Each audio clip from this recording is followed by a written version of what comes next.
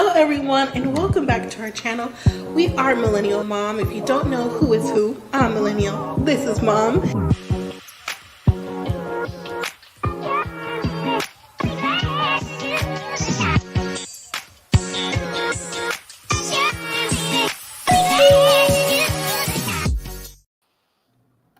Hello everyone and welcome back to our channel. If you're new here, I'm Mom or Kay from Millennial Mom, and today we're going to talk about Married at First Sight, Season 16, Episode 14, Whiskey a No-No. Now, I understand that the episode was a few days ago, but if y'all remember, if you're joining us for the first time, I was not here for the video or the episode, but I'm here now, so I'm glad to have you all with me, and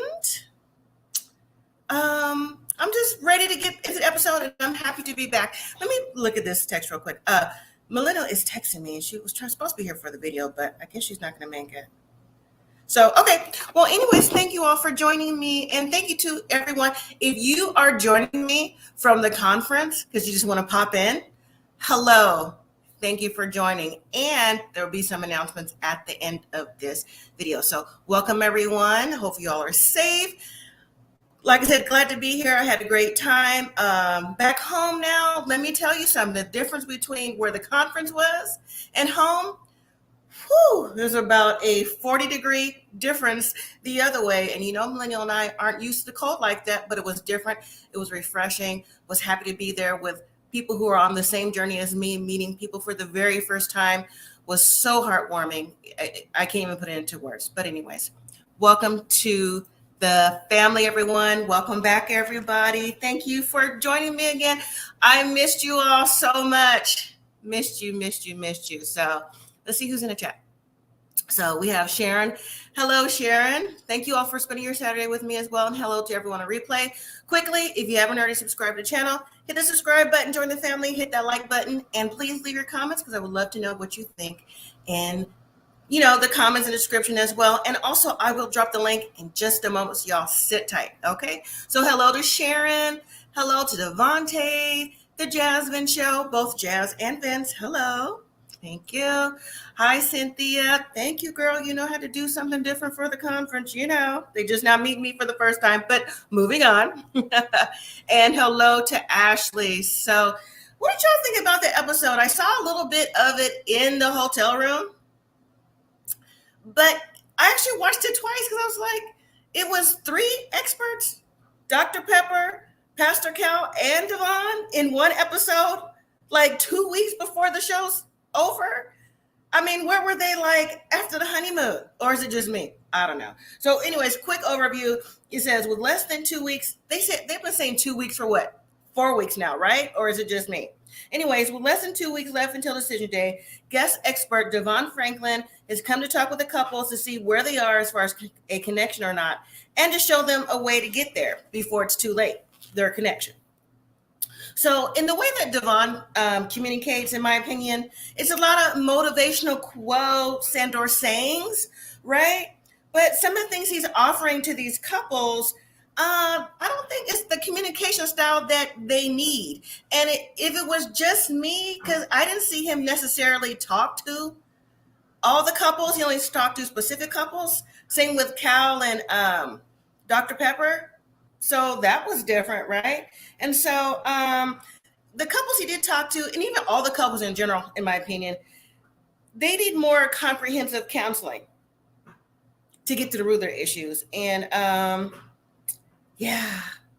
think a lot of them were still kind of closed off. And some of the answers that a couple or individual gave, I don't think they were given their honest answer, their honest feedback, because to give it away, and I'm sure most of you already know, he just always gives like this monotone comment, just okay, well, I thought I would, and at least I'm trying to open up and she's not. I'm like, too little too late. And the way that you open up, this person is like, because someone had to ask you to. I'm just saying, that's just what I'm getting from it. Let me read a comment, and then I'm going to drop the link, and we're going to get started. So Jasmine Show says Devon was giving fluff and stating obvious things. That's what I'm saying. Like, he's giving motivational quotes and offerings, but he wasn't really getting to the root of the issue because Dr. Pepper and Pastor Cal asked those questions before. And guess what?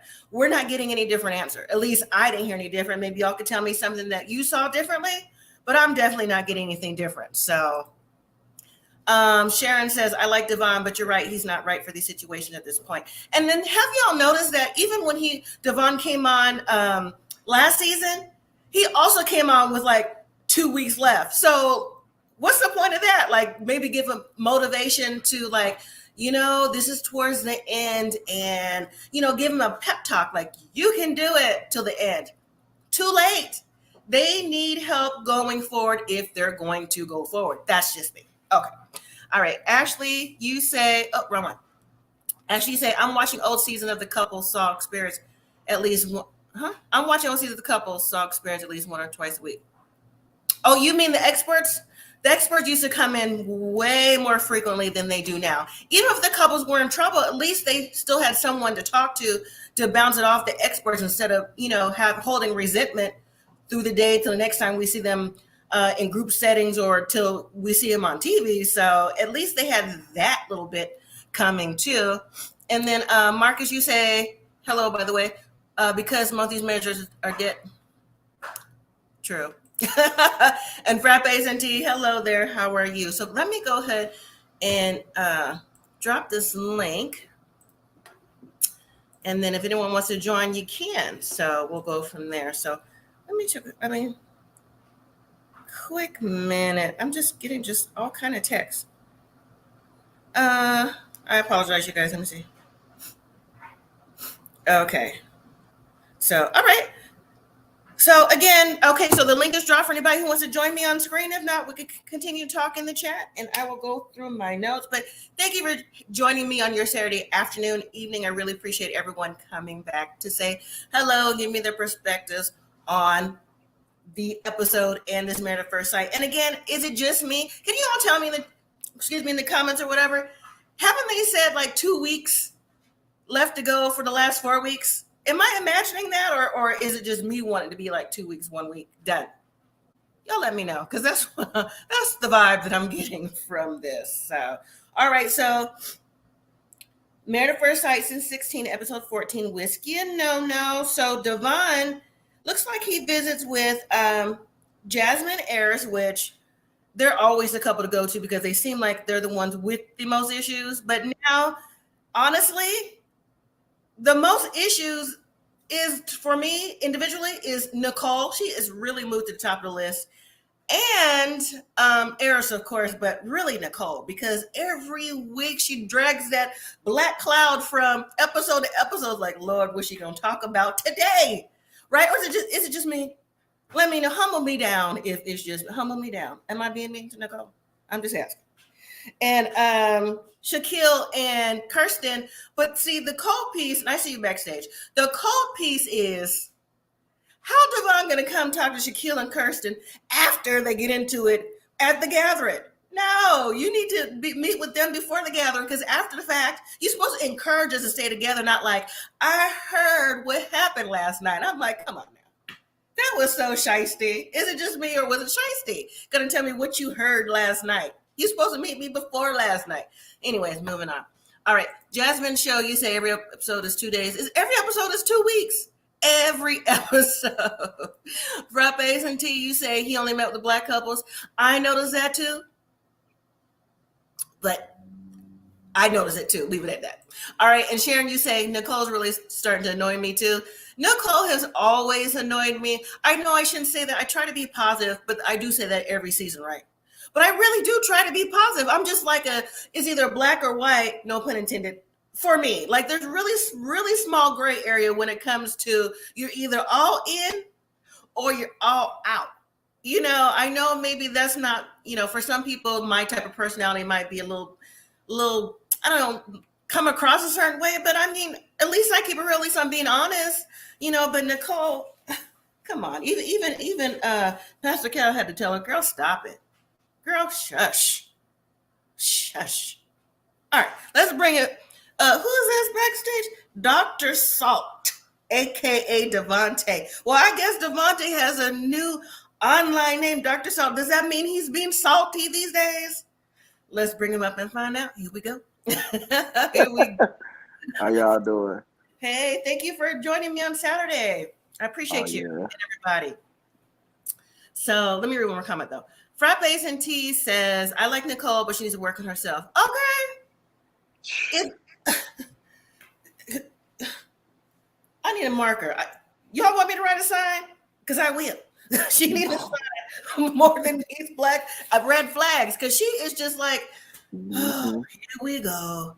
What's she going to talk about today? So anyways, anybody else want to join? Click the link if you want to be online backstage. If not, the chat is fine too. It's up to you all. I appreciate you. So hello there. So how do you want to start, Dr. Salt? Hey, I'm just saying, I just put Dr. Salt because I'm the opposite of Dr. Pepper. Oh, yeah.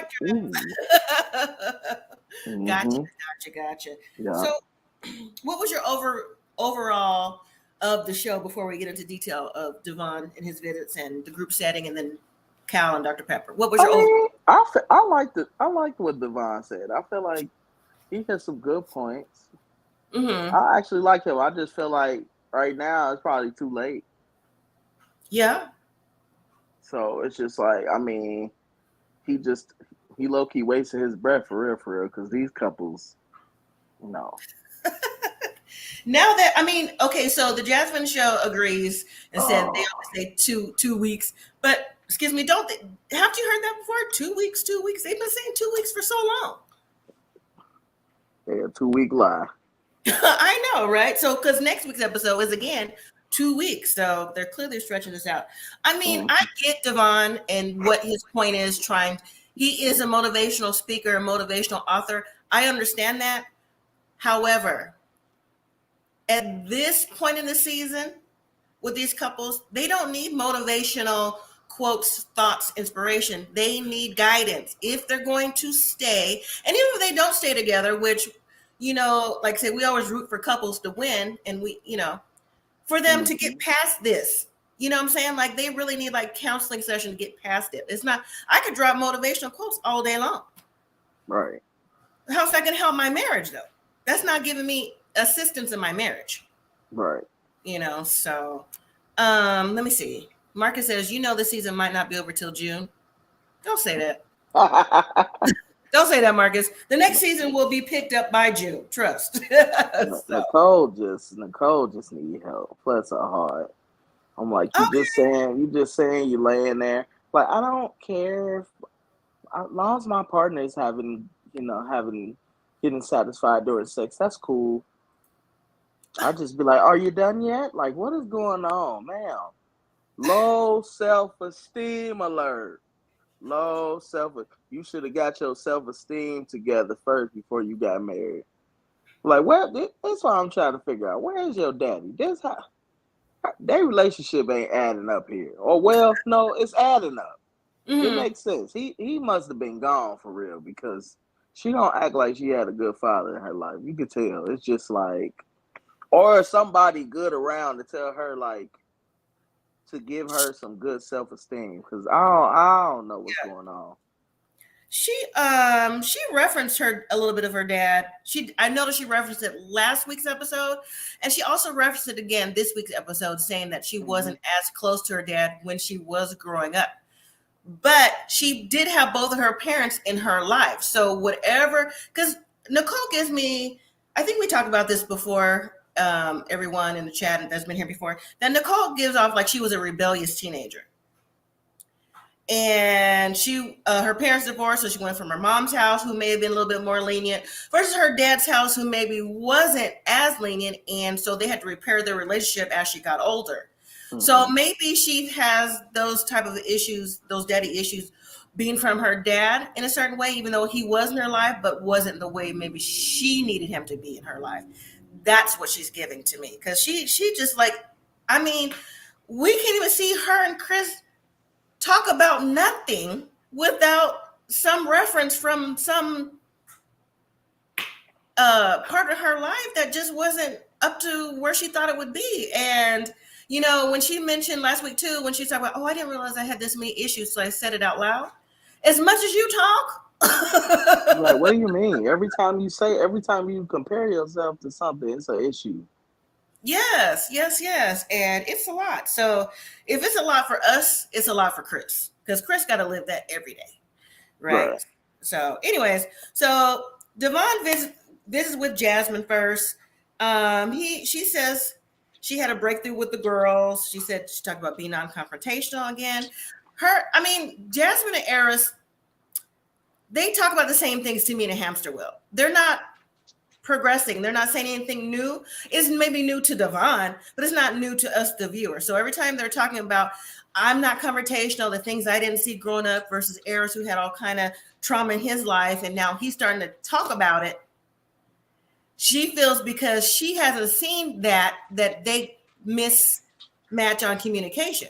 I think they mismatch on communication because he don't like you like that. And you know it. So you're trying to rationale in your mind as to the other reasons why, when you already know why. What do you think? Right. What do you think, Chad? I mean, my thing is, you keep saying, oh, you had a come to Jesus moment with the girls. If you had a come to Jesus moment, you would have been like, let's get a divorce.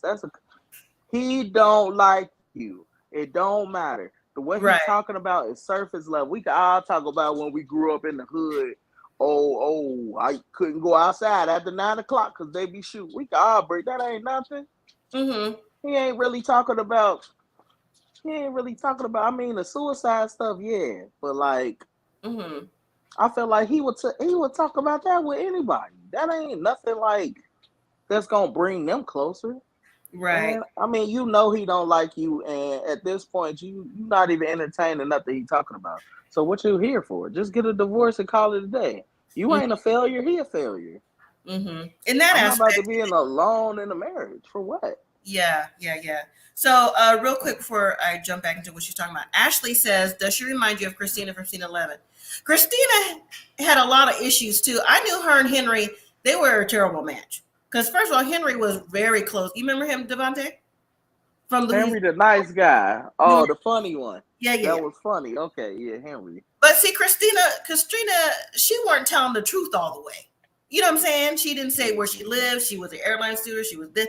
Christina gave like she was better than, in a way, but at the same time, she was like emotionally, like, I guess so, like Nicole, emotionally trying to, her self-esteem hit. Yeah. So I can see your reference on that.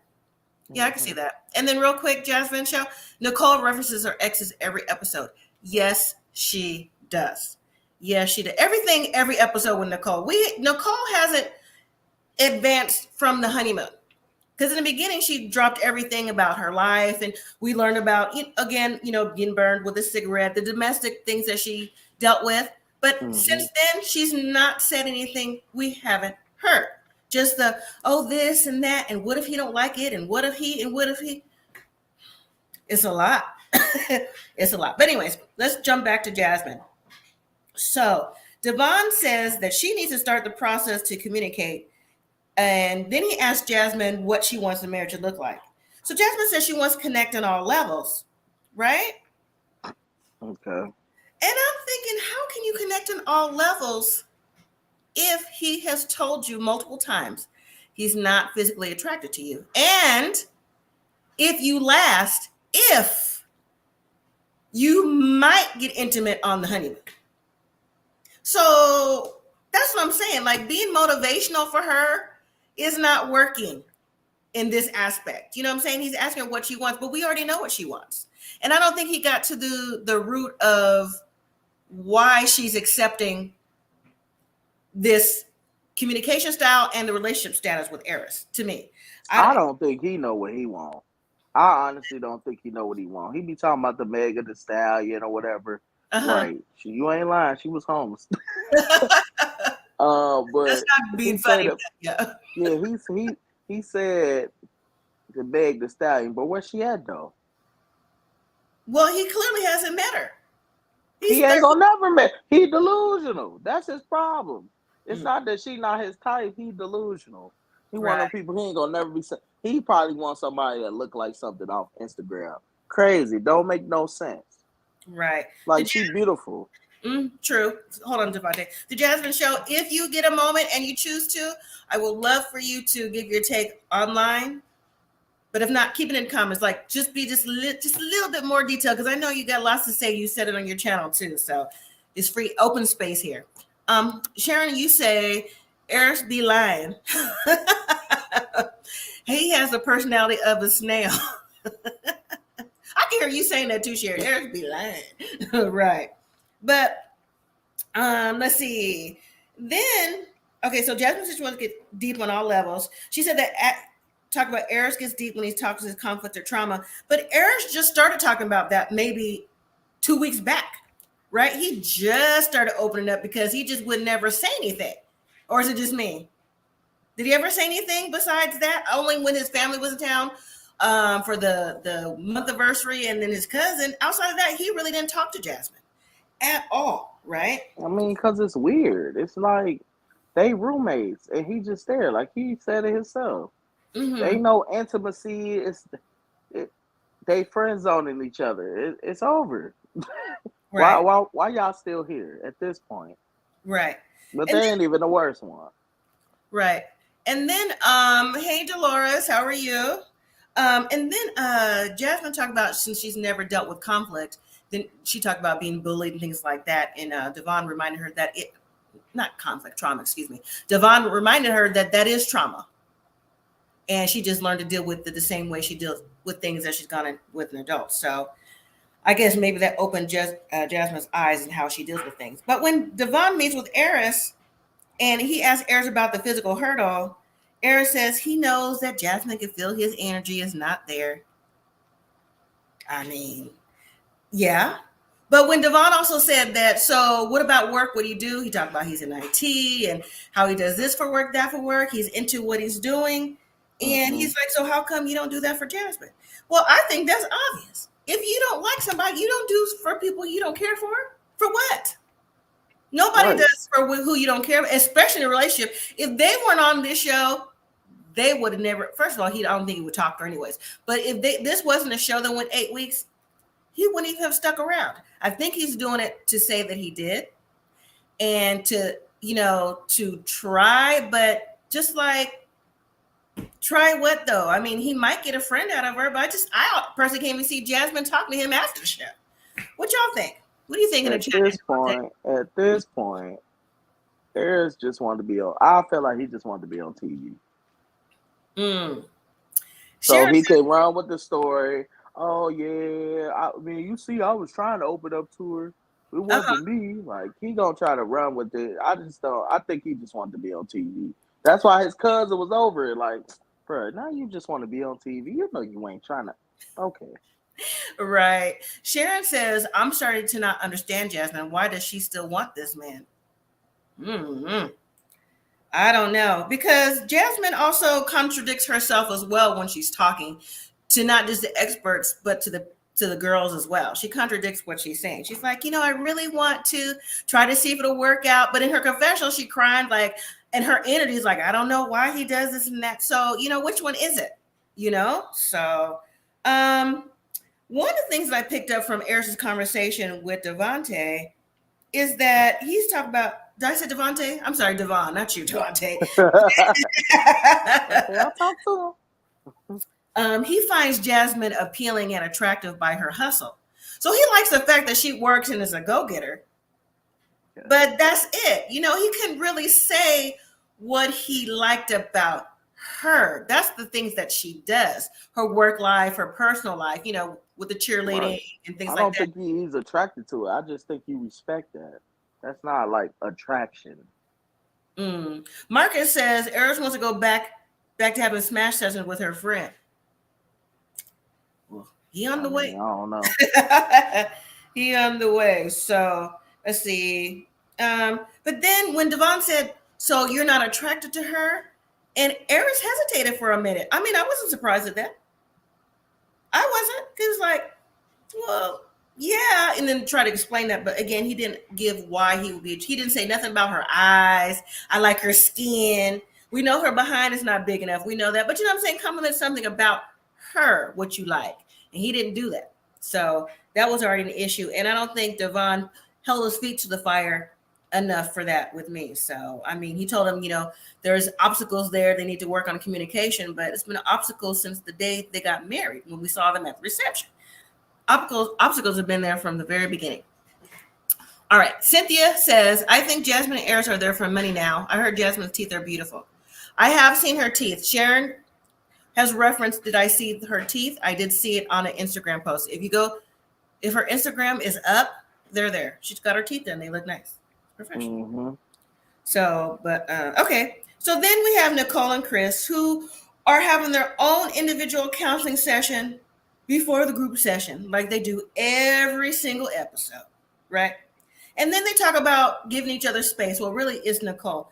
What was Nicole trying to get at? She's like, but sometimes I need my space, and I understand that if I want you to understand that if I need my space, I'm just gonna be sitting over here, but I still want you to come over here to see if it's okay in my space.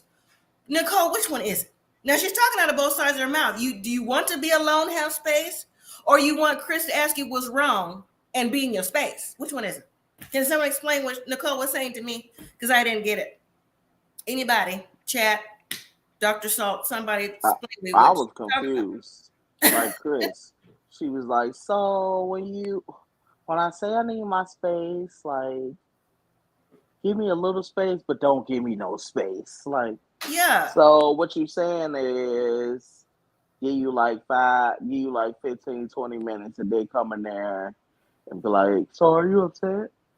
Yeah, exactly. She needs to be validated, which we know. And then she goes on to say that, again, she had a guy tell her that, you're too emotional for me.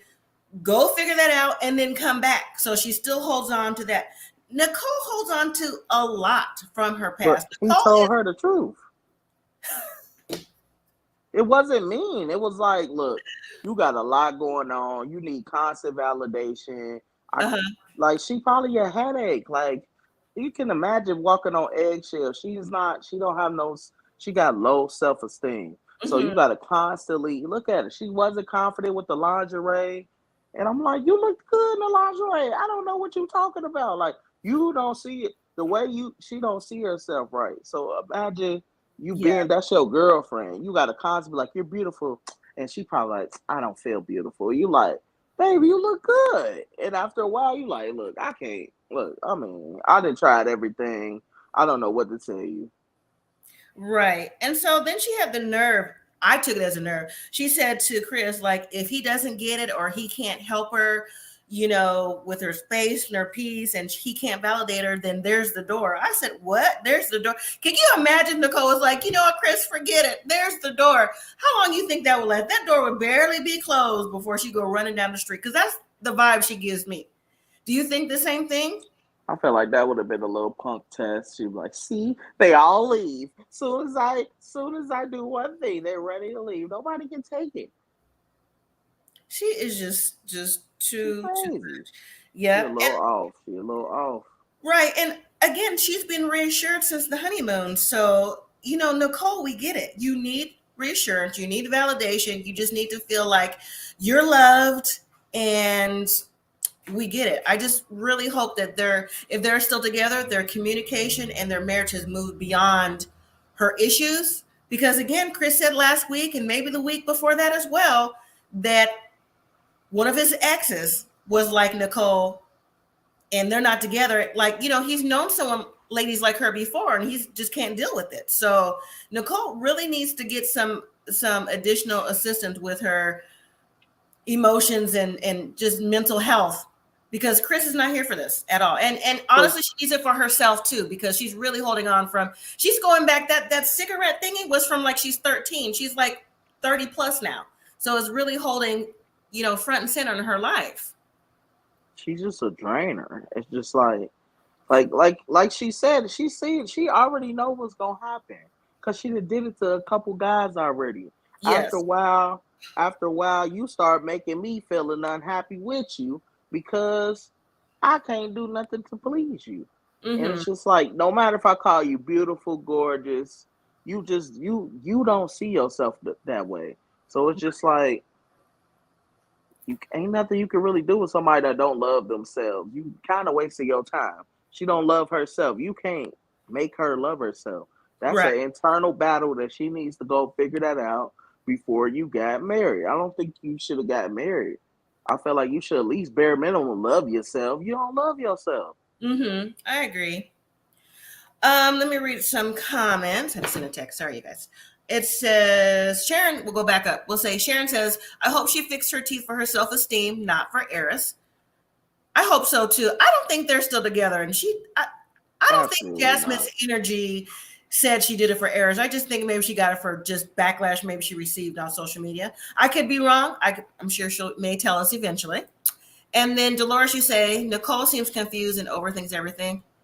I don't think she's confused, but she's definitely an overthinker. She's just, some people just, because we all have years in our lives, right? You get older, but that doesn't mean you've matured. And I don't think Nicole is still in her adolescence where she's still stuck on those memories that she hasn't gotten past with her boyfriends and her dad and all those issues there. She hasn't moved past any of that. So Sharon, you say, just like Nicole said, Chris didn't pick me. We're going to get to that. Because listen, it's probably going to be a 5-minute red flag session before I even get started. Clint and Gina are friends at first sight. Yes, with many couples that have come along the way, Marcus. Exactly. All right, so let's move to no. Let's go to Gina and Clint. So, we just had a really quick scene with them. So over dinner, Clint is cooking and he likes to cook, and I'm surprised Gina. Oh, sorry, y'all. My light went out. Let Gina bite her pickle. Did y'all see that? You let her. Can y'all see me? Yeah, we can see you still. Okay. I'm just going to leave it there. Let her bite her pickle. I was like, okay, you took a bite of your pickle. Okay, Gina, that's a start. Right? Is that a start? Or is it just me? Anyways. That would have been a start. That would have been a start with black people. Oh, okay. Right. Mm-hmm. But so then I wrote down it still gives roommate vibes. It still gives roommate vibes on that. All right. So now later in the evening, the couples come together to hang out, and here goes Nicole taking the lead expert role, engaging everyone in conversation, voicing her opinions when she tells Jasmine Eris they should try harder communication. I'm like, what? Okay, we know if you watch the show for a while that they have the strongest couple start the conversation. Now, see, they need to pull back on this one. Nicole doesn't qualify. The person that needs to start conversations is Shaquille, in my opinion. Because Nicole, we see all the issues, right? But when they're in a group setting, they put her out in Front Street. I'm like, why is she talking about asking people about communication? You can't get past your 13-year-old love, right? Or am I wrong? Still talking about that at 30, like, ma'am. Yes. So, wait, you say frappes and tea? Clint can cook. He's a good-looking dude. And he has moves. We'll get to that. Yeah. So when she told Jasmine Eris they should try hard in communication, I personally was floored. I really was. Because is Chris even giving you communication, or are you talking for Chris every time y'all are at home, telling him what your space and what he needs to do and to make you feel good and all this and that, right? Mm-hmm. Anyways, I think she just justified her own personal communication style, her relationship. And then Clint mentions, he talked about his friend and his mental health challenges, things like that. And then when Shaquille went to talk about him feeling that particular way when he was younger, how he felt like he was less than, but then he had the courage to have therapy and, the reasons why. And then Nicole turned around and was still talking for the group. I was like, what's she going to be quiet? That was my thing. See, to me, that's a red flag. And I think Nicole overstepped her bounds, not just in this scenario, but many, but especially this scenario. When she said, oh, Kirsten, I'm even speaking for you. Chris, that was a time for Chris to give her the elbow or, you know what I'm saying? Pinch her or something like. I was just about to say, Chris should have been like, mind your business. Yes. So you want to elaborate on that, Devontae, in the chat? What y'all think about Nicole speaking up for Kirsten? I don't mind her starting the conversation. It's like you could start the conversation with the group, cool. but don't turn into you Dr. Pepper. You're not Dr. Pepper. You and Chris is not the successful whatever. Y'all on the same show we on. It should be a I don't like I understand we trying to help each other, but like I don't know. I don't feel like I would want to talk about if we did something in the girls group, it need to stay over there. Why you bringing that up in front of the men? That don't make no sense. That's the whole point of when y'all had y'all conversation. Just because Eris asked about what y'all talked about, you don't have to really go into detail. You could be like, we just reflected on how our relationships is going and gave our opinion on how best we can help each other out and left it at that. You just go into detail. Well, Jasmine kind of broke down. Mm-hmm. And like you opened the can of worms. Like nobody, like she probably would have never brought that up if you didn't already. You basically opened the door. So she's like, I guess I might as well go ahead and say it. Right. But see, Frappe and T says, I didn't see anything wrong with it. That's interesting to me. I know we all have our different perspectives, but Devontae, I agree with you. And, and what I was saying too. I think when you are in the male group and then the female groups, you don't bring back what was said. You know what I'm saying? She's already putting notes under the door, which was already stepping bounds anyways, because that's the thing she's heard in the girl group. So I think Nicole went a little bit too far. It's okay to say, oh, I'm glad you had therapy, this and that. But she specifically said, I'm speaking for you, Kirsten. That's to me what made it an issue in my eyes. Now, Frappes and T, it's okay for you to have your own opinion, but that's just how I see it. Let's see. Dolores, you say, Gina has Clint in the friend zone. He can cook and handsome. He won't have any problem finding someone after the show. Yeah, he won't. And, we've seen the clip and it's still holding true. I've seen, unfortunately. I mean, she said it. She don't like ginger dudes. Yeah. That's basically what it is. It's just, so when Dr. Pepper came to them, that's what she should have said. But everybody keep on trying to get them to get close. For what? Yeah. Marcus says production told Nicole to do that. I think Nicole told production told Nicole to start the conversation, but I don't think production told Nicole to go about and talk about people's business, because that's business. That's a whole different thing. That's not the kind of show. I just think Nicole went too far. The Jasmine Show says, mind your business, Nicole. She's always going too far in people's business. She needs to fix her issues. Agree. Right. That's how you know she really got problems. You could see everybody else problem. Well, I think, ma'am, you had to talk out loud to realize that you are messed up in the head. Don't tell me nothing about my marriage. You don't know us like that. Exactly. So when Shaquille goes up from the table and Kirsten, I'm glad she got up immediately this time, because there's been a time when Shaq has left and she, kind of like stayed eating her food, right? Mm-hmm. But she went and she was like, oh, what's wrong? This and that.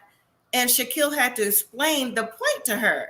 Do you think that Kirsten really got the point, or she was just trying to appease the situation? Because you talk about conflict, like Jasmine doesn't like conflict. Kirsten don't like conflict either. I don't think Kirsten likes to talk about the issue head on. Mm-hmm. What y'all think? I mean, I feel like she might have got it, but honestly, I feel like that was on Shaq. Devontae, look at your comment. Can't see your background is dark. I mean, it is in and out, but maybe you don't want your background. Oh, you talking about me? Yes. Oh. Yeah, because I'm in the dark. Oh, okay. Oh, my bad. Okay. Marcus, you say production and the women has asked Nicole to be messy. She went too far, as we don't know that. Yeah, I mean, production does have a hand in what's being said, and she did definitely go too far this time. All right, so when they came back from the table, I guess they resolved their issues for the moment, for their 5 minutes in time, because usually that's what it is.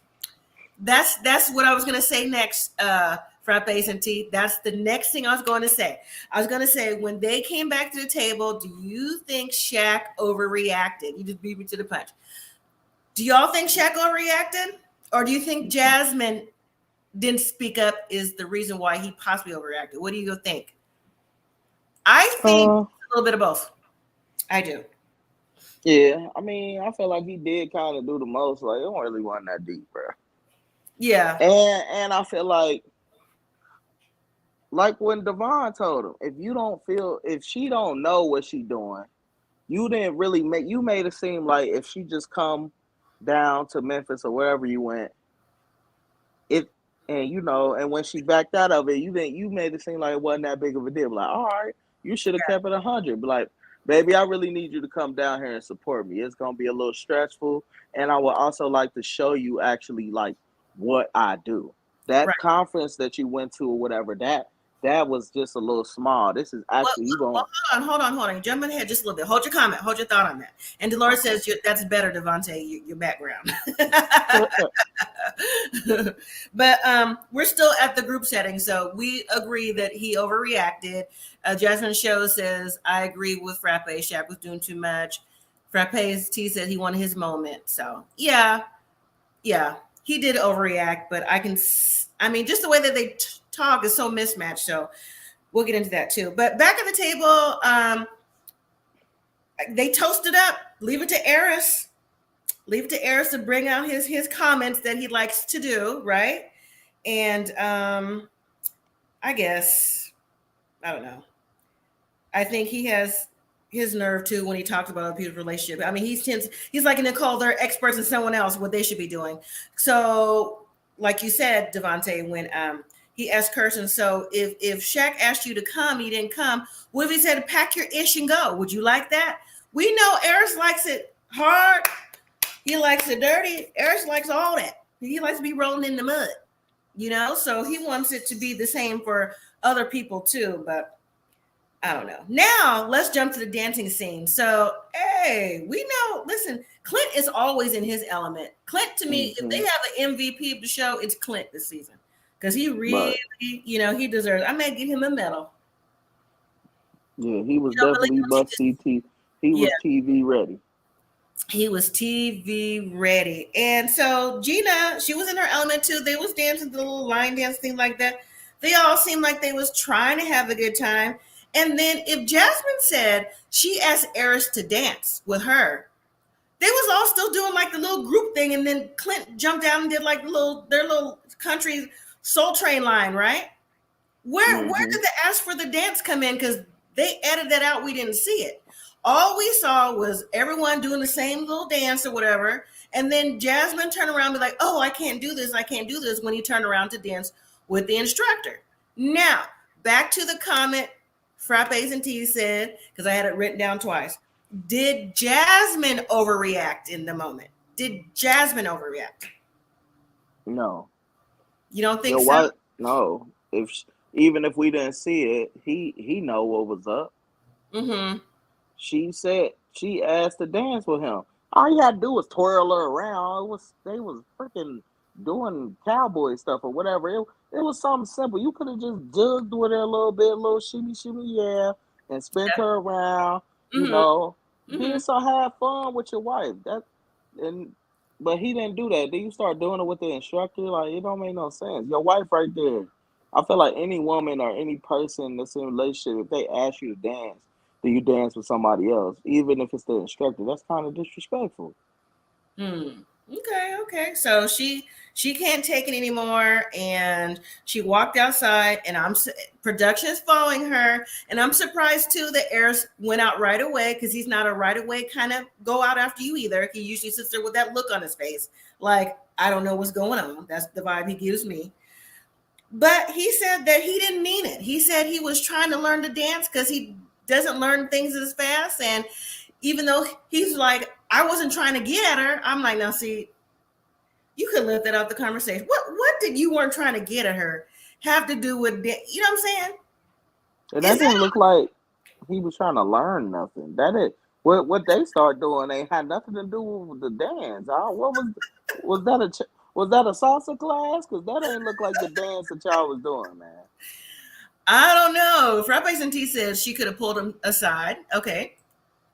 The Jasmine Show says Jasmine overreacted. That reaction was a culmination of her continuously being frustrated with Eris and bottling everything up. You better break out your thesaurus, the Jasmine Show.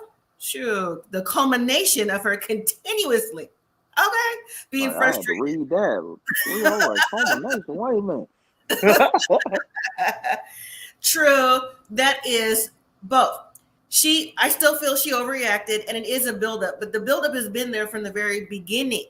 So if you See, Jasmine, the issue that I'm seeing, and I could be wrong, humble me down if I am. Jasmine, some kind of way, has a small emotional connection to Eris. I don't know how she got it because he's pushed her away since day one, but it's there because she wouldn't be so upset and so angry if she wasn't. Versus Eris, whose love language is turned off, his attraction is turned off, and he's just like doing whatever because he has to because he's getting paid for, and this is what the experiment is. He don't see what's wrong with him dancing or talking to anybody. That's what I get from it. What do you all think? Do you agree with what I said, or do you have a different perception of what I said? Anyone? I agree. Dolores says, if I was Jasmine, I would have started dancing with both him and the instructor. She overreacted. Okay. And then it could have been a build up, just like I think basically she did the same thing Shaq did, just a day later. Okay. And then Marcus says Eris doesn't like her and it's embarrassing to watch. Yeah, he don't like her. It's hard to watch for sure. But I mean, he apologized to her, and I guess maybe she accepted the apology. I don't know. We'll see. And even if she did apologize, I mean, do we think they can like maybe work it out? Because when Dr. Pepper actually comes to visit, I was really surprised at what she said. I really, truly was, and that they was actually doing something. Frappes and T says he's probably hyping her when the cameras are off. Nah, I think he's hyping her when the cameras are on, not when they're off, because just by what we're going to talk about with Dr. Pepper, that's the only reason why I say I don't think so. So first, there's a quick clip with Kirsten and Nicole looking for lingerie. I was like, so Kirsten, you looking for lingerie and you trying to show Nicole how to be sexy? I mean, is she doing this for Shaquille? Because it looks like they just barely consummated their marriage, right? And it seems like maybe it could be a 1.5 time deal. And I'm just like, she just showing her how to strut and everything else. And then Nicole can't even have fun with that because she gonna talk about, yeah, he'll be surprised because I look like I'm an 8-year-old skateboarder. I said, oh, you come to bed looking like an 8-year-old skateboarder? What's that supposed to look like? She just starts talking about, oh, I always wear stuff to make my boobs look better. This just doesn't. I'm like, bruh, he done seen you butt naked, girl. You tripping. But that's Nicole, though. That's just her. She came and do something fun, something, for later or just whenever. And Kirsten not doing that for Shaq because on the after show, he said it. I wish he would have brought that home. So, yeah. So Marcus says, Eris is a thought. I'm shocked that the experts in production didn't see that before they picked him. We all are. They knew he was. He was the what? Reformed playboy. Reformed. They knew exactly what it was. Quote. Exactly. Jasmine Show, you say, I feel like they don't talk when the cameras aren't there. I don't think they do either, just based off what we're going to talk about in just a second. And then Frappes and T says, I mean, like leading her on, probably being a little affectionate and pulling her back. I honestly don't see that. Oh, that's what you mean? Okay. I still don't see it though. Because he don't even hug her. He don't even call her. So I don't see nothing. Shaq and them was confusing me though when they talked about consummating a marriage because Kirsten said they went to like third base. And then Shaq, we consummate our marriage. I'm like, that ain't third. Well, she's concerned. It's not third. But Kirsten was being conservative. She was like, I don't really think she's really that upfront because he just kind of like sits back all the time and lets her say what she's going to say. And then he's like, no, it's X, Y, Z. So Kirsten to me has a hard time telling the truth or not wanting to talk about the truth. So in an open setting. So anyways, so now Dr. Pepper visits the couples. And of course, her take is much different than Devon. Much different. So let's start with Eris and Jasmine. I wish I could give y'all these through the camera. I really do. I really, truly do. Because Dr. Pepper is asking them about the emotional climate. Why do we always have to hear about the emotional climate, emotional connection? They already know there's no emotion there. Eris don't even come across like he's that kind of guy anyways. He just sits there kind of like a bump on a log, just looking at you like RBF face. He's just like, yep. Mm-hmm. Yep. You know what I'm saying? Like he doesn't even give any type of interest. You know what I'm saying? And reform. Listen, he must live two different lives. He must be at the red door. And I told you that's story time for y'all. The red door. Anyway, Jasmine says it's been an emotional week. She brought the dance instructor that she was triggered. Eric says he was aware and he understood, but he feels bad about what happened. Now, remember, there's a quick scene when they came home from that dance thing. Eric ended up sleeping on the couch, right? He ended up sleeping on. Did you see it? It said like 2:14 a.m. He was sleeping on the couch. They didn't. I didn't see that. I must have looked away. Yes, they didn't come together until right before Dr. Pepper came over. There was all awkward and quiet, like, well, how you doing? What do you think she's going to say? So that's how they came. They didn't speak all morning. Sharon says, I told you the personality of a snail. Yes, indeed. More like a sloth. You know, sloth moves even slower than a snail. Mm-hmm. Dolores, she say, do you think Kirsten and Shaq really consummated their marriage? Yeah, I do. I don't think Shaq would lie about that. I think Kirsten would, but I don't think Shaq would. I mean, no reason to. And she didn't correct Tim and say, no, we didn't. So, yeah, I think so. All right, she kept on, be a man. Be a man. What she was saying? Was that what she said? Mm-hmm. That's what she said. So Dr. Pepper says, do you think there's a possibility for this marriage? They both had the nerve to say yes. I'm like, yes. How is it a yes if he can't even line dance with the instructor from last night? How is it a yes? How is it a yes if you crying in every scene for the last few weeks? How, and in confessional, look at me, how is it a yes? So that's what they told Dr. Pepper. All right, be a bobblehead. That's what they told Dr. Pepper. I said, yes. But you know what? They're talking and they're sitting there holding hands. I'm like, and you holding hands? You won't even hug her. Now, I don't know if I said this or not. If I did, excuse me. Now, when Eris was, no. That's not true. Jasmine tells Dr. Pepper that they don't even talk during the day. I guess Eris is too busy for a text. It only takes 2 seconds to text and say, hey, how you doing? You good? You want me to bring dinner? And vice versa, right? Mm-hmm. Why does Dr. Pepper have to say, well, maybe you got to like put her on the clock, put her on the calendar, pencil her in? Why you got to pencil your wife or your husband in? For what? That's already an issue. That's why I don't think off camera that they're doing anything different. You know what I'm saying? Because they're not doing it on camera. And then Eris is like, oh, yeah, I can do that. Somebody got to tell you that. If you like somebody, not even a marriage, if you like someone, you got their phone number. The point of the phone number is to be in communication, correct? And to see where it can go or whatever. But he's not even calling her. He's not hugging her, nothing. But yet, he said that when he comes home from work, Dr. Pepper said, well, how do you greet Jasmine? He's like, oh, I just be like, what's up? How you doing? I said, oh, no. There'd be no way you'd be telling me what's up every day. Just don't come in and speak at all. You know what I'm saying? That's how you speak to your friends, your male friend. What's up?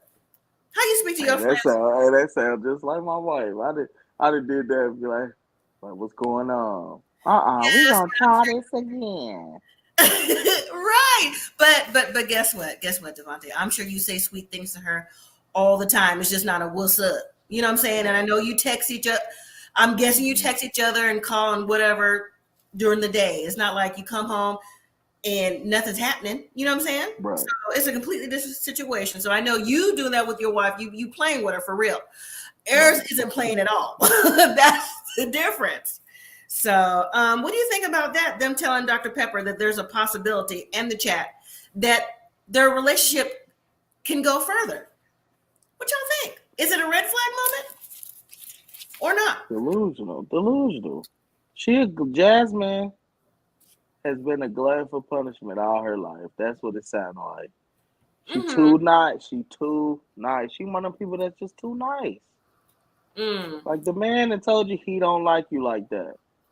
And I think you need to, like, I understand with the growing attraction, but it ain't grew nowhere. Now, first y'all went to like y'all was hugging. Now y'all get to the point where he just come in, what's up? You ain't heard from him all day, all weekend. Y'all doing, like, it's just getting worse. So Yeah. It's time to bow out.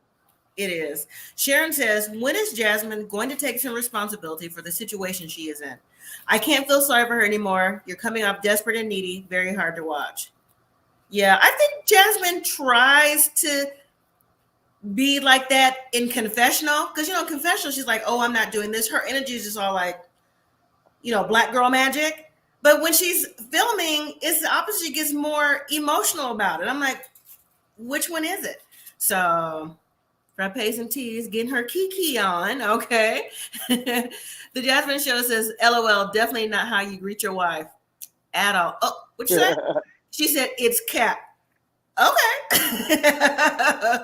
Got the point. So, all right. Well, listen, they're living roommate style, just like Clint and Gina are living roommate style, in my opinion.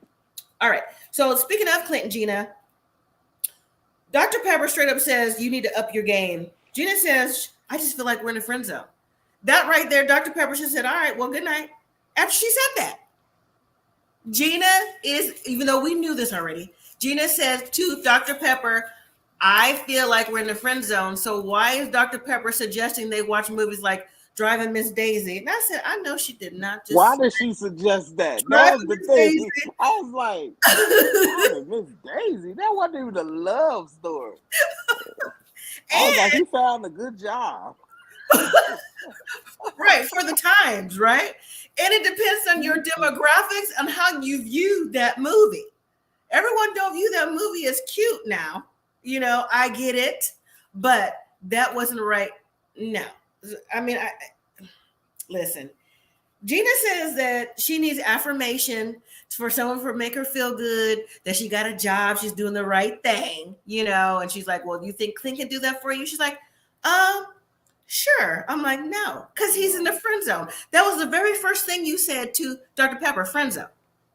And, Clint is still, like I said, he's MVP. He's still like, well, yeah, I can do that.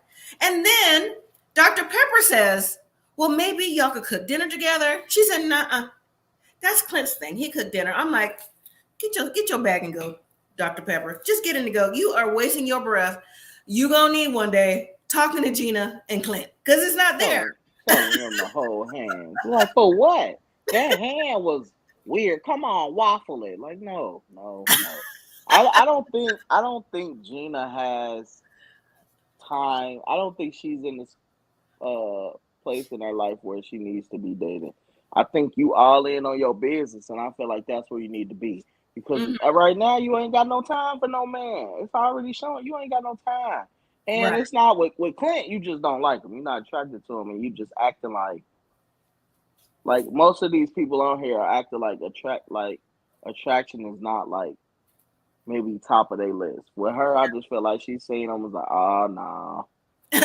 They done gave me a little leprechaun. No. Something. But Dolores commented on Eris Jasmine. She says, Eris treats Jasmine so disrespectful. I believe she knows it won't work. I don't know if it's disrespect to me. I'm not getting that. I don't get disrespect. I think he's being honest, but I think he's just being like a little sarcastic with his comments, but I don't think he's disrespectful to her. I don't see the disrespect. It's just. Nah, she disrespected herself. Yeah. You put all this work to build up your confidence in yours or whatever, and then you just let him run all over you. I think she's doing it to herself. It ain't him. Sharon says, Driving Miss Daisy, OMG, right? What do we think, chat? What do we think about the Driving Miss Daisy movie? Like, that's not romantic at all. It's a great friendship story. That's what that is. A great friendship story. One of the parts of the story it is. And then, no. Okay, and then Dolores also say, I don't understand why Dr. Pepper suggested the movie. She don't either. Gina and Clint's our friend, that's it. Cynthia, you say, at least Gina was honest with Dr. Pepper. Yeah, but she's being honest now. Just like they're all being honest. They know it's the end of the road.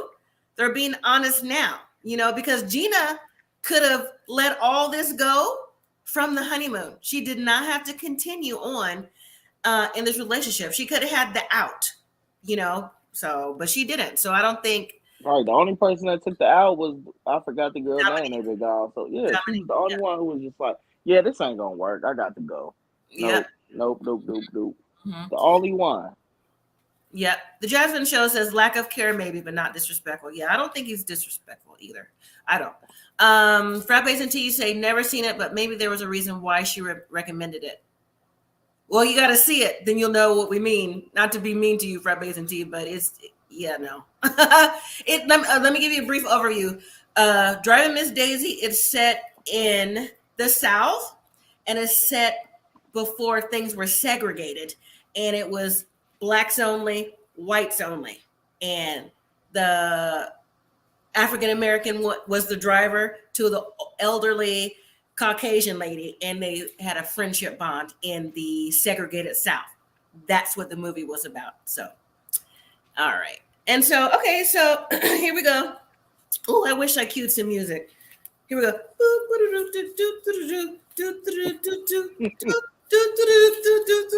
Come on, everybody.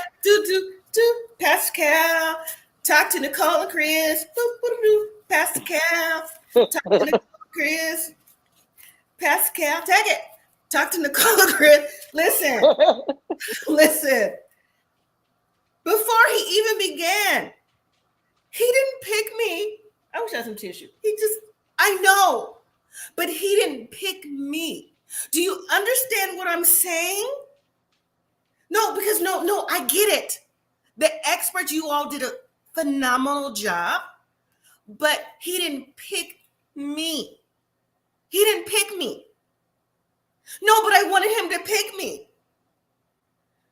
No. I know what I said on my application. No, it's right here.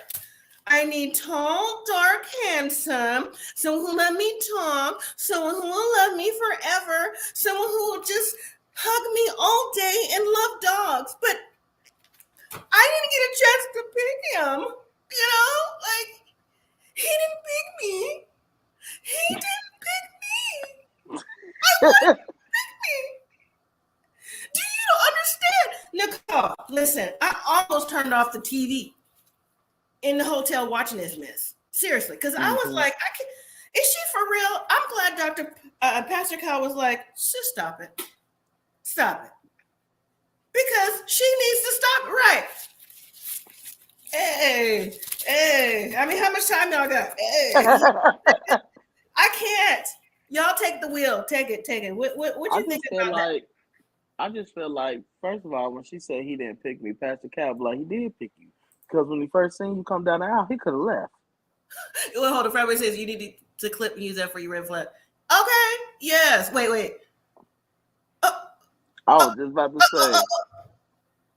I would like to thank the subscribers to Millennial and Mom who watch Married at First Sight with me and go live every week. You chose me. You really like me. Thank you. Oh my God. Hilarious. Right. Nicole missed me. Go ahead, Devontae. Thank you for that. I don't know. I just feel like. Oh, thank you, Sharon. Even with Pastor Cal, I feel like everybody is starting to feel like, ain't no winning with this girl. Right. Ain't nothing we could do. She is, and she now you didn't first keep talking about the exes. Then you talking about you don't look good in lingerie. Then you talking about you don't want to do. You're open to the sexual box. Don't do nothing in the box. Got a problem with everything in the box. Mm-hmm. And now you talking about he didn't pick you. Here we go. This is where you start draining. It's just like, okay, I try now I'm trying to validate you. Okay, now you too fat.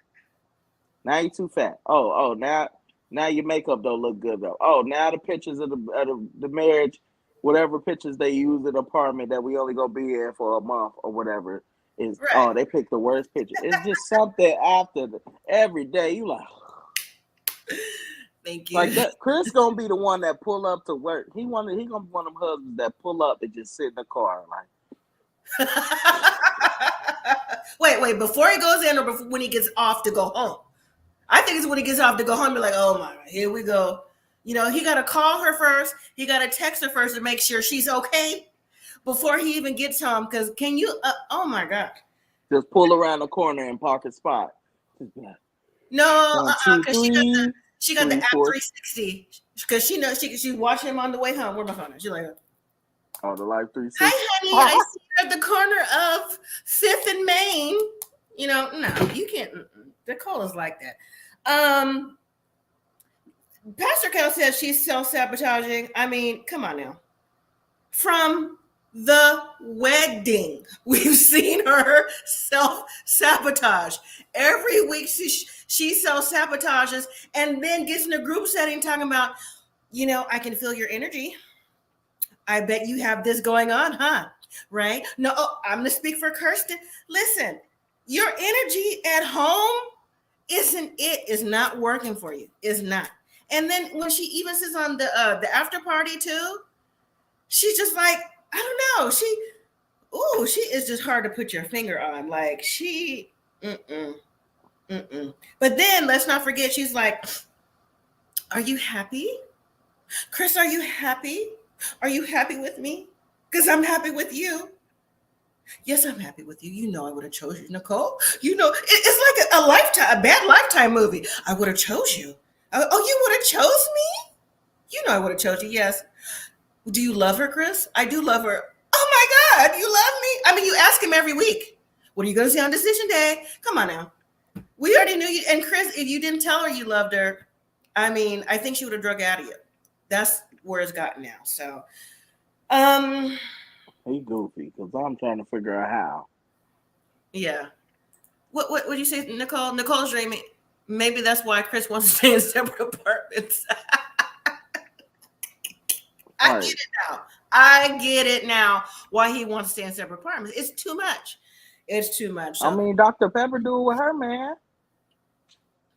yeah, but they weren't married at first sight. You know, when you get to know somebody, get married, I guess you can kind of do that based off of your business and your travel.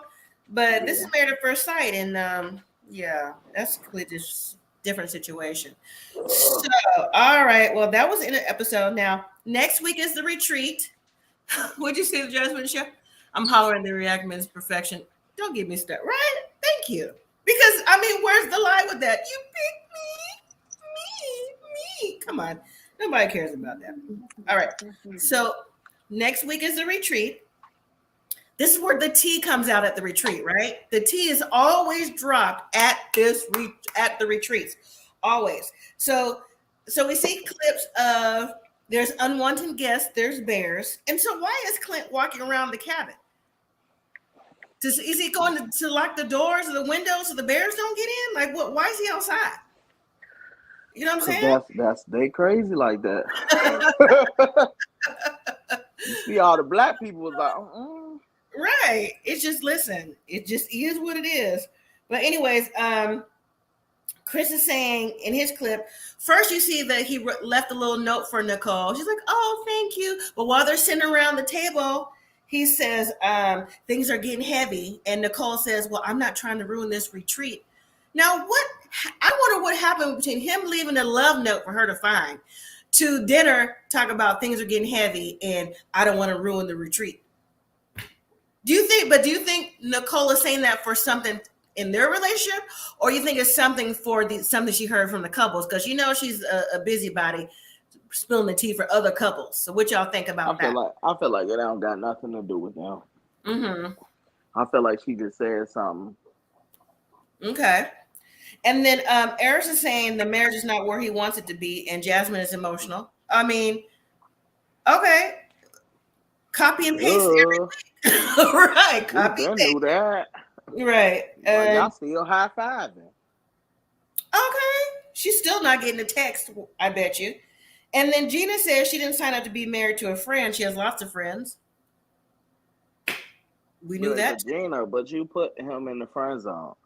Y'all still ain't recovered back from the more slender comment. And I just feel like you just took that. That was your out. You never liked him. That was just like, see, he doesn't like me, so it's no point because I'm not slender enough. That's just your cop out. Right. You wanted a cop out. You couldn't keep it 100 and just say, look, I don't really like gingers, and no. Or tell Clint what you want him to do. Like some people, like she may want him to cut his hair. Maybe, but still, even if he cuts his hair, she still has him in the friend zone, so they're not going to move forward. So what difference is his hair is long or not? Because you don't want him to be your man. But if Clint want to get out the friend zone, he gonna have to make some moves. You gonna have to bust some moves, man. You ain't gonna get out if you gonna have to make her want to let you out the friend zone. You ain't. Okay. I don't know. I think if he really wanted to work, he gonna have to put in some work to get out the friend zone. I don't really think. I think he been playing it safe, trying not to get like denied. But okay. I don't know. Okay. Or he just don't like her no more either, and they just trying to go on this last trip. There's always that last trip. I'm telling you, this cabin scene is always where it's at. And then Kirsten asking for more grace in their relationship, and Shaquille is acting like he's never heard that before. So what do we think that's about? More grace with what? Because the communication, I really don't think is there. And I think she did. I think that's true. Shaq got you trying to, Shaq one of them perfectionists. Mm-hmm. So he wants he got everything mapped out how it wants to go, and if it doesn't go like how he wants to go, he just can't deal with it. Just like he's not gonna graduate on time. That's why he was really mad. That's why you weren't mad that she came down there. You mad that you got some bad news, because if you was graduating on time, I don't think you would have been as upset. You was more upset that you wasn't graduating on time. Mm-hmm. And then she was just like extra icing on the cake. I ain't graduating on time, man. You ain't even come down here. Right. Yeah. So okay, all right. So that was it till next week. Now, here's my announcement. My second channel, I'm starting to back up. Kay's cholangiocarcinoma journey. That's me talking about my cancer and where I started and where I am at now. That's for anyone who has been touched by cancer in any way, shape, or form, whether it be you, a family member, a friend. The information will be on the community tab. I'll start that up next week and go from there with more details. I want to let you all know that as well. Oh, one last comment. Frappes and TG said, what did you think about the scene with Kirsten and Shaq's mother? I didn't. It's a little bit too late. Too little, too late. Same thing when it was with Eris and her mom and her sister. It's too late for that. If they wanted more information or more detail on how to go and speak to their daughters, they should have reached out. I feel like his mama was out of pocket with that, though. Whose mother? Shaq's mom. Oh, okay. You doing too much. Okay. I don't want my mama should be calling my wife talking about you need to do this more. Like, Mom, I talk to you in confidence. Don't be telling her what I talk to you about. That's true. Sharon tells know that that's true too. I don't know. I just think that it's just a different perspective when it's on this TV show. Maybe it was for content. Who knows? So maybe it was for, yeah. So that was it, everybody. Any last thoughts until next week? Did we ever talk about Shaq and Kirsten meeting up with Devon? Did I? I don't know. Go ahead. I don't remember us. Maybe. Go ahead. I got a few minutes. I was just gonna say, like, when he came over, I feel like he gave Shaq good advice. We didn't. I skipped it. So really, we'll give it 5 minutes. All right. So when he came back over, he was like, I heard what y'all did last night. Mm-hmm. Then I started to say that. And I'm thinking, why is he coming after the altercation? How come he didn't come before when he talked to Eris and Kirsten, maybe for work reasons, whatever? Because I think that for him to bring up the issue that was on the surface isn't helping what the whole 6-7 weeks of relationship is about. You know what I'm saying? That was just this moment of time. So, but Kirsten said that she feels like, again, there was a miscommunication from the night before, but they got past it. But she always says that. And Shaq is always sitting back looking at her like, no, like maybe you got past it, but I didn't. And I also think that he don't like to rock the boat. Now, so Devon asked Shaq if he felt like Kirsten was supportive. He said at times, and then when he was pressed, he said no.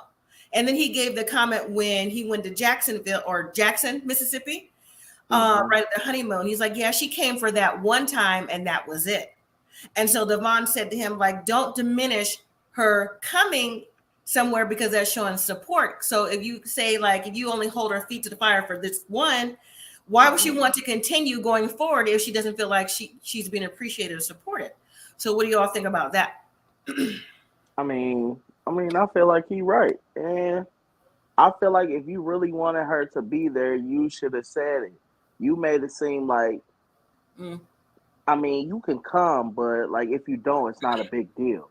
You should have Yeah. just put your big boy pants on, be like, baby, I really need you there, Mm-hmm. and I would like you to hang out because I mean, on the after show, they said it was like a big weekend, like it was a football game. It was like a lot going on. Like they could have enjoyed themselves together, and you know, Yeah. but I don't know. Mm. The Jasmine Show says Shaq's mom was harsh and only considered her son's side. Okay. Sure did. Okay. And I don't know. I just feel like he need to give her some grace. Y'all don't know each other. Y'all gonna have to learn how to communicate. Y'all don't know each other, and it's just like, do you want her? She can't go to all your conferences. I feel like True. I feel like she got her own life. That's your job. I ain't gotta come every conference with you. Why I gotta go to every one? Mm-hmm. Dolores says I agree with Devon's advice. Now with that part of it, I do. I agree with that. He did give Shaq an eye opener with that because he can jump the gun a little fast when it comes to certain situation. Like, Frappes and Tees, you say, I agree with Devon, but Kirsten did offer to go to Memphis with him. Did she? I don't remember that. No, she did. She said she was gonna go, and then so I don't know. It was a conflict of schedule, and then she was just like, I think she just made plans with her friends because I think like he made it seem like it wasn't that big deal if she came. Oh, that's right. That's right. Okay. Sharon asked, and the Jasmine Show co-signed, says, how is Shaq supporting Kirsten? I think, in my opinion, that Shaq feels he's supporting Kirsten by providing as the man. I think that's how he feels he's supporting her. That's just my opinion. Because I think he said that before. I think he said that, I'm providing for you. I'm showing you what a man should do. That's why he keeps pushing the agenda of how come I haven't met your dad yet, to see what else I need to do for you. So I think him providing and doing all these things is how he's supporting her. So do you have anything different, Devontae? Do you see anything different about that? Or no? Honestly, I never thought about that. Okay. How he would support her. The Jasmine Show says Shaq needs to be direct about what he wants. True. Kirsten does too now. Kirsten does too. Because I think Kirsten's a little more wishy-washy in what she says. Like she'll say it and then she won't.